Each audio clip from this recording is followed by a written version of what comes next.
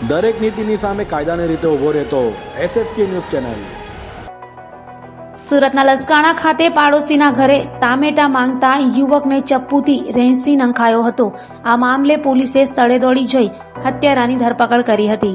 મૂળ ઓરિસ્સાના ગંજામ જિલ્લાના અને લસકાણા બાપા સીતારામ હોલની પાછળ દ્વારકેશ સોસાયટીમાં ભાડાની રૂમમાં રહેતા 40 વર્ષીય બીઘાધરા પાંડવ શ્યામલ 26મી જાન્યુઆરીએ રાત્રે તેના પાડોશી કાળ ગુરુ સંતોષ ગુરુ સાથે ઝઘડો થયો હતો।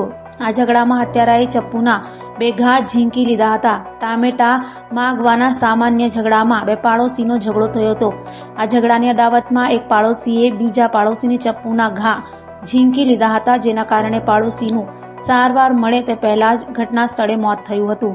ઘટનાને પગલે સરથાણા પોલીસે હત્યાનો ગુનો નોંધી હત્યારા પાડોશી કાળુ ગુરુ સંતોષ ગુરુની ધરપકડની કાર્યવાહી કરી છે।